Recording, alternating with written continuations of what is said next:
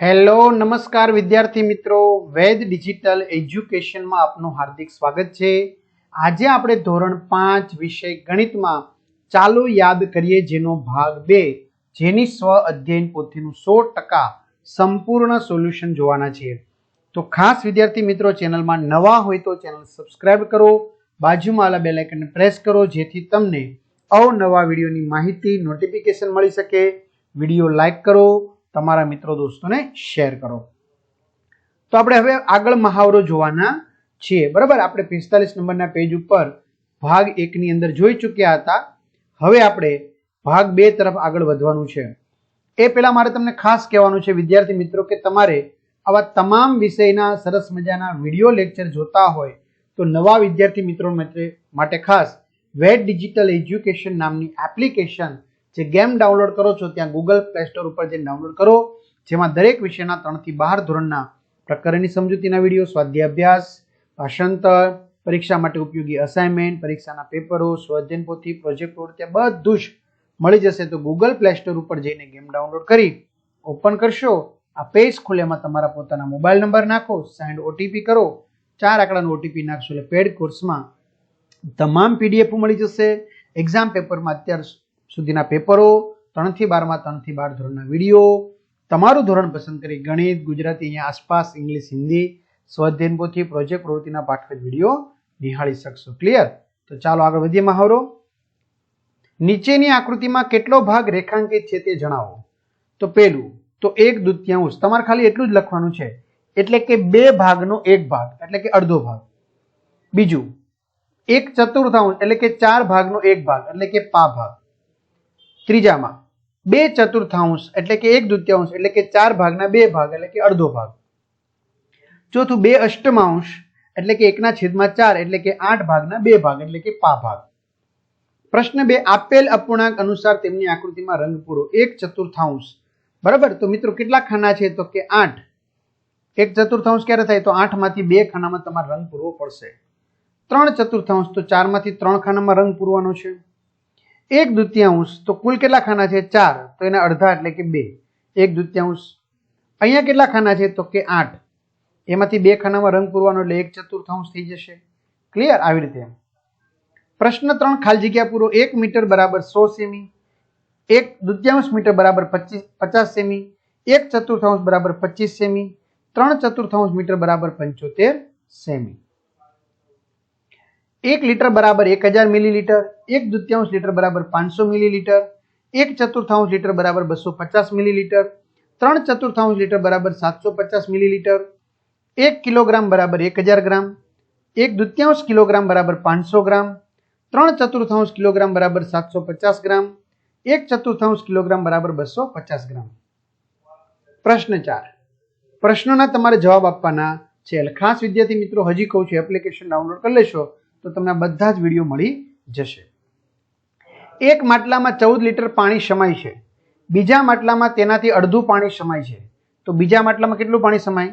તો બીજા માટલામાં 14 ગુણ્યા અડધું, અડધું એટલે 1/2, તો 7 દુ 14 એટલે 7 લીટર પાણી સમાય। એક વર્ગમાં 40 વિદ્યાર્થીઓ છે, તેમાં 1/2 ભાગના છોકરાઓ છે અને બાકીની છોકરીઓ છે, તો છોકરીઓની સંખ્યા કેટલી? તો છોકરીઓ 1/2 એટલે 40 ગુણ્યા 1/2 એટલે કે 20 છોકરીઓ થશે। સંદીપ 1 ડઝન કેળા લાવે છે, તેમાંથી 3/4 ભાગના કેળા તે મીરાને આપે છે, તો સંદીપ પાસે કેટલા કેળા રહે? મીરાને કેટલા કેળા મળે?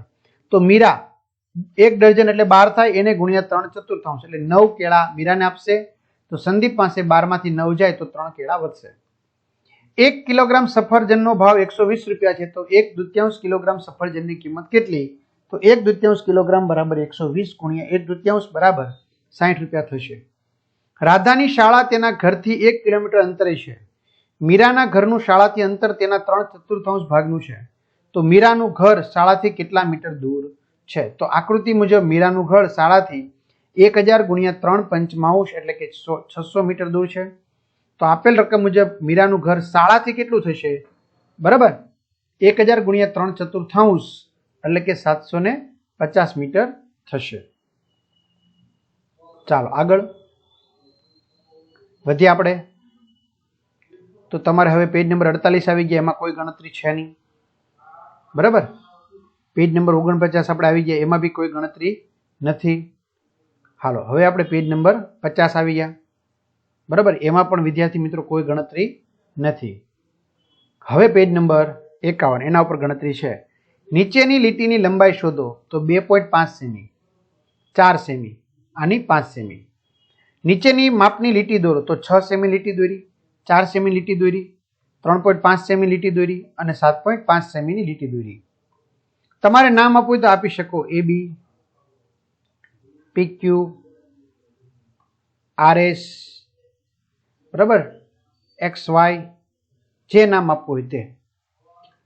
100 સેમી બરાબર 1 મીટર, 2 મીટર બરાબર 200 સેમી, 8 કિમી બરાબર 8000 મીટર, 15 મીટર બરાબર 1500 સેમી, 2500 મિલી બરાબર 2 લીટર 500 મિલી, 7800 મિલી બરાબર 7 લીટર 800 મિલી, 1 લીટરના અડધા બરાબર 500 મિલી.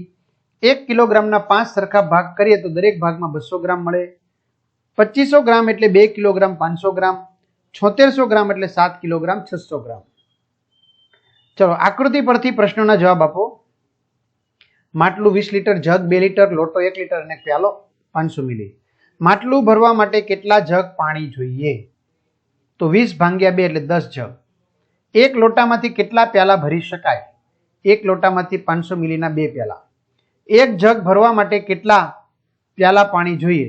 તો 2000 ભાગ્યા 500 એટલે 4 પ્યાલા. એક માટલામાંથી કેટલા લોટા પાણી ભરી શકાય? એક માટલામાંથી કેટલા લોટા? 20 ભાગ્યા 1 એટલે 20 લોટા. માટલામાં 3 જગ જેટલું પાણી ભરેલું છે. હવે પૂરેપૂરું માટલું ભરવા માટે કેટલા લોટા પાણી ભરવું જોઈએ?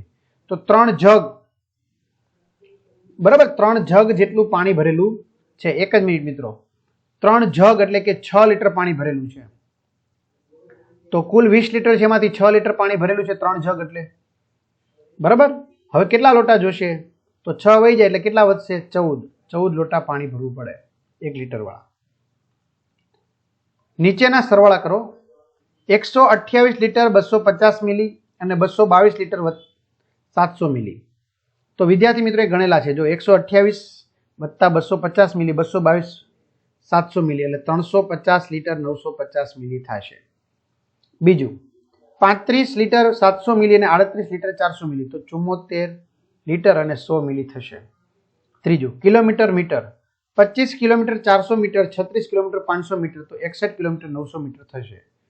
ચોથું 8 કિલોમીટર અને 1 કિલોમીટર 500 મીટર, તો 9 કિલોમીટર 500 મીટર થશે. પાંચમું 7 કિલોગ્રામ 200 ગ્રામ અને 2 કિલોગ્રામ 250 ગ્રામ, તો 9 કિલોગ્રામ 450 ગ્રામ થશે. છઠ્ઠું 3 કિલોગ્રામ 700 ગ્રામ, 4 કિલોગ્રામ 450 ગ્રામ, તો 8 કિલોગ્રામ 150 ગ્રામ થશે. બરાબર. તો ચાલો 6 દાખલા આવી ગયા, પેલા જોઈ લો. હાલો રેડી. આ 6 દાખલા આવી ગયા 8 કિલોમીટર, બરાબર. હવે બાદબાકી કરવાની છે. તો આ 6 જોઈ લેવાના છે. 26 લીટર 500 મિલી માંથી 13 લીટર 200 મિલી બાદ કરવાનું છે. તો કાંઈ વાંધો નહીં, ચાલો આપણે કરી નાખીએ. 26 લીટર 500 મિલી માંથી 13 લીટર 200 મિલી બાદ કરતા 13 લીટર 300 મિલી વધે. 700 લીટર માંથી 350 લીટર 500 મિલી બાદ કરતા 349 લીટર 500 મિલી વધે. 100 મીટર માંથી 78 મીટર બાદ કરતા 22 મીટર વધે. 1 કિલોમીટર માંથી 800 મીટર બાદ કરતા 200 મીટર વધે. 5 કિલોગ્રામ માંથી 2 કિલોગ્રામ 500 ગ્રામ બાદ કરતા 2 કિલોગ્રામ 500 ગ્રામ વધે. છઠ્ઠું 8 કિલોગ્રામ 500 ગ્રામ માંથી 3 કિલોગ્રામ 500 ગ્રામ બાદ કરતા 5 કિલોગ્રામ વધે. ચલો હવે ત્યાર પછી મિત્રો પરિમિતિ આપણે આવવાની છે હદ, બરાબર. 53 નંબરના પેજ ઉપર આપણે આગળ વધીએ. ત્યાર પછી આ 54 નંબરનું પેજ છે, બરાબર, જેમાં કોઈ ગણતરી નથી. હવે આપણે છેલ્લો મહાવરો કહી શકાય એમ તો. કેટલીક આકૃતિ આપેલી છે તેની હદ શોધો, બરાબર. તો હદ એટલે બધી બાજુના માપનો સરવાળો. તો 24 સેમી આપણે ખાલી બોક્સમાં લખવાનું છે, બરાબર. આ બધાનું માપ 22 મીટર, અહીંયા બધાનું માપ 200 મીટર, આ છે 18 સેમી, આ છે 27, આ છે 63. બસ આપણે કંઈ કરવાનું નથી. ચલો આ છે 13, આ છે 14, આ છે 12, આ છે 12, છે 15. કંઈ કરવાનું છે નહીં. આપેલી આકૃતિમાં દર્શાવ્યા મુજબ ભાગ કાપતા બાકી રહેલ આકૃતિની હદ શોધો. તો ઉપરની આકૃતિની હદ 16, કાપ્યા પછી બાકી રહેલી આકૃતિની હદ પણ 16 સેમી છે. ઉપરની આકૃતિની હદ 24, કાપ્યા પછી બાકીની રહેલી આકૃતિની હદ પણ 24 સેમી છે. અરવિંદ નીચેના મેદાનમાં 5 ચક્કર લગાવે છે તો તેને કેટલા કિલોમીટર અંતર કાપ્યું કહેવાય? તો એક ચક્કરમાં 400 મીટર છે તો એવા 5 ચક્કર એટલે 2000 મીટર એટલે કે 2 કિલોમીટર અંતર કાપ્યું કહેવાય. આપેલા લંબચોરસમાં એક એકમ માપના કેટલા ચોરસ સમાઈ શકે તે લખો. તો મિત્રો આવશે જવાબ 12. 1 2 3 4 5 6 7 ચોરસ લંબચોરસમાં કેટલા માપના ચોરસ સમાઈ શકે? ઓ સોરી, 1 2 3 4 5 6 7. ઓકે, એક જ મિનિટ. હવે જો આખું કે ને મિત્રો, આખું લંબચોરસમાં બરાબર તો કેટલા આવશે? 21. 7 * 21. પણ જો આની વાત કરવા જાય, જો હું લીટી દોરું છું તો કેટલા થશે?